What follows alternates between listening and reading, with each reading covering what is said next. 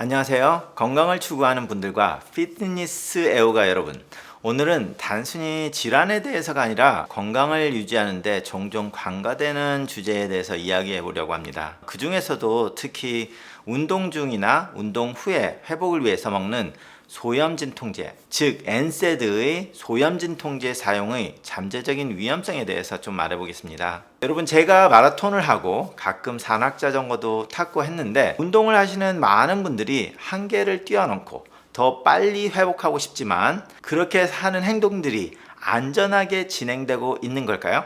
오늘은 이렇게 회복 아니면 진통 효과를 위해서 쓰는 진통제에 대해서 간단히 알아보고 어떻게 하면 효율적으로 그리고 안전하게 복용할 수 있는지 한번 알아보겠습니다. 저같이 마라톤을 하거나 특정한 운동을 집중적으로 하게 되면 근육도 아플 수도 있고 또 관절도 아플 수 있습니다. 그런데 이런 근육통이나 관절통에 대해서 가장 좋은 약은 소염진통제입니다. 그런데 이 소염진통제를 어떻게 먹느냐에 따라 아주 좋은 약이 될 수 있고 아니면 독이 되어서 최악의 경우에는 몇 번만 먹은데도 불구하고 콩팥이 완전히 망가져서 투석을 하거나 결국 망가진 콩팥 때문에 살기 위해서 투석을 하다가 합병증으로 사망할 수 있다는 것을 아셨나요? 실제로 그런 환자들을 봤습니다. 마라톤이나 산악자전거 같은 극적인 운동이 아니라고 해도 사람들이 운동이나 일상적인 일을 하다 보면 무리를 해서 근육이 아프거나 관절이 아픈 경우를 흔하게 접하게 됩니다. 이렇게 일상생활에서 접하는 근육통이나 관절통이 생기게 되면 흔히 하는 방법 중에 하나가 진통제를 먹는 건데요. 자, 그 진통제 오늘은 제대로 알고 먹거나 아니면 제대로 알고 먹지 말아야 될지에 대해서 알아보겠습니다. 진통제를 잘못 먹어서 간이 나빠지거나 콩팥이 망가지는 경우들이 있는데요.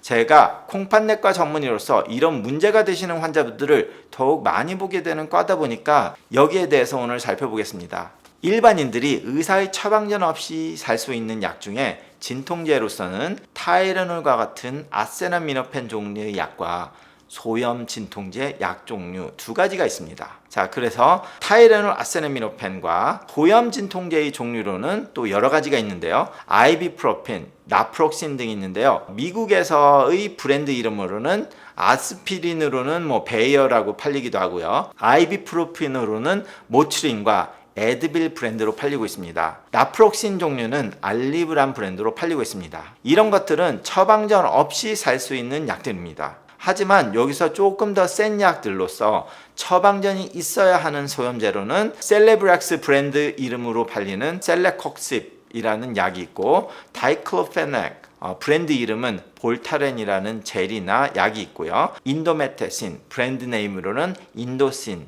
그리고 토라돌이라는 브랜드 이름으로는 케토롤렉이 있습니다. 자, 먼저 아세나미노펜 종류의 약으로는 타이레놀이 대표적이고, 이 타이레놀은 진통 효과와 해열작용이 있기 때문에 감기 몸살이 있을 때 이렇게 몸의 진통 효과나 열을 내리는 데 쓰이게 됩니다. 하지만 단순히 진통 효과와 해열 효과만 있고 염증 자체를 가라앉히는 효과가 없기 때문에 단순 두통 아니면 약한 통증과 감기에 쓰이게 됩니다. 따라서 이렇게 운동을 하거나 염증이 있는 사람들은 소염제가 좀 더 좋게 되는데요. 이렇게 염증이라고 하면 일반 사람들이 쉽게 생각할 수 있는 삐었거나 관절에 무리가 온 관절염, 아니면 나이가 들면서 장기간에서 손을 막 쓴다든지 이런 식으로 해서 장기간 써서 생기는 퇴행성 관절염, 아니면 감기가 들어서 기관지염, 어디에 두드려 맞았거나 운동을 심하게 해서 근육에 염증이 났거나 인대에 염증이 났거나 하는 그런 염증이 있고,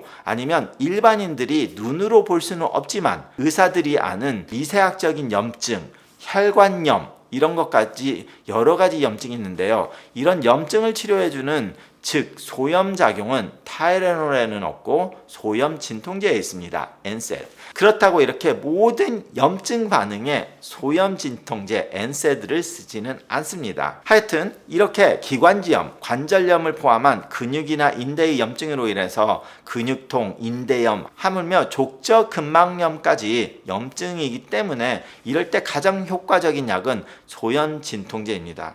즉 아이비프로펜, 나프록신, 셀레브렉스, 다이클로페낙 같은 이런 약들이 더 효과적이라는 거죠. 자, 그런데 여담으로 이런 염증이 있을 때 좋다는데, 그럼 코로나19가 터졌을 때 왜 기관지염증이 있는데 소염진통제를 먹지 말라고 그렇게 매스컴에서 떠들었냐 하면은, 그 이유는 코로나19가 아닌 일반 코로나 바이러스, 즉 일반 감기에는 소염진통제를 쓰기 때문에 사람들이나 의사들이 소염진통제를 쓸 거라고 가정을 할 수밖에 없죠.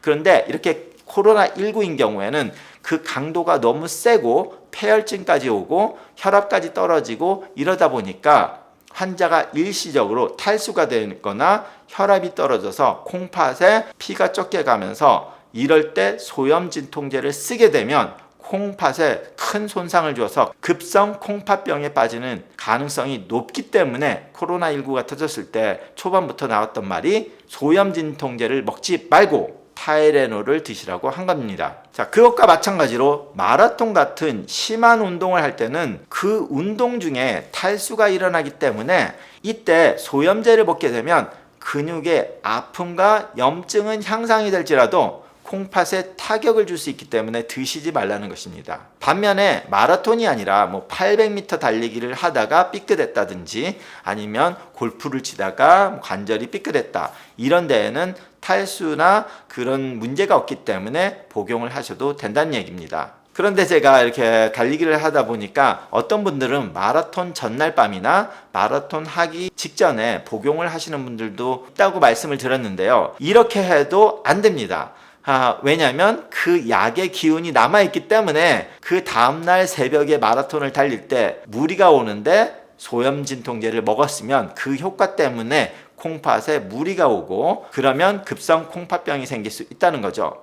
그래서 최소한 마라톤을 달리기 24시간 전에는 소염제는 복용하지 않는 것이 좋고, 그리고 달리고 나서는 한 3일에서 4일 정도는 드시지 않는 게 좋습니다. 자, 달리고 나서 하루 이틀 만에 먹는 게 가장 통증 효과와 관절염과 인대염과 그런 것을 치료하기에는 가장 적절한 시간이긴 하지만, 왜 3일 정도를 드시지 말라고 하는 이유는 마라톤이나 권투, 격투기 이런 근육을 많이 써서 일시적으로 근육 파괴가 많이 일어나는 운동을 할 때는 이 근육 파괴가 되면서 나오는 마이오글로빈이 있는데, 이 마이오글로빈이 콩팥에 무리를 주게 됩니다. 따라서 마이오글로빈으로 인한 콩팥에 무리가 오는데 소염제를 같이 복용했다면 엎친 데 덮친 격이 돼서 급성 신부전으로 갈 수 있는 가능성이 높아지기 때문입니다. 하지만 반대로 800m 정도의 짧은 거리를 급하게 달린다고 하면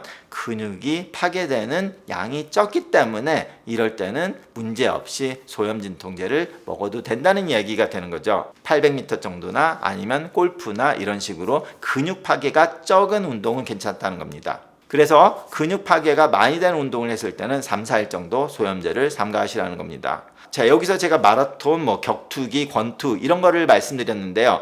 일명 차 사고가 심하게 나가지고 근육이 엄청나게 이쪽 저쪽 멍이 들면서 근육이 많이 파괴됐다 할 때도 삼가를 하셔야 됩니다. 이런 운동에서 콩팥을 보호하는 데는 수분 섭취가 열쇠. 여러분, 운동 전에 그리고 운동 중간에 그리고 운동 후에 충분한 물을 마셔서 몸이 제대로 수분을 공급받을 수 있도록 해야 합니다. 그리고 만약 통증 완화가 필요하시다면 신장 기능에 영향이 미칠 가능성이 적은 아세나미노펜, 즉 타이레놀 등을 고려해 보시기 바랍니다. 하지만 더 좋은 방법은 이렇게 마라톤 같은 심한 격한 운동을 하실 때는 충분한 워밍업을 하시고 쿨다운을 꼭 하시고 운동하기 전과 후에 스트레칭, 그리고 평소에 기능성 운동을 해놓으면 근육 통증을 줄이고 통증 완화를 위해서 약이 필요한 상황을 줄여줄 수 있습니다. 오늘도 시청해 주셔서 감사합니다. 여러분, 건강, 피트니스, 웰빙에 관한 더 많은 토론을 원하신다면 밑에 댓글란에 써주시기 바랍니다. 이런 토픽에 대해서 호응이 많으면 이런 부분에 좀 더 많은 강의를 해보도록 노력하겠습니다. 건강을 유지하기 위해서 안전하고 스마트하게 땀을 흘려보시기 바랍니다. 감사합니다. 자, 이런 강의가 좋으셨다면 밑에 댓글란에 한마디 남겨주시면 감사하겠습니다.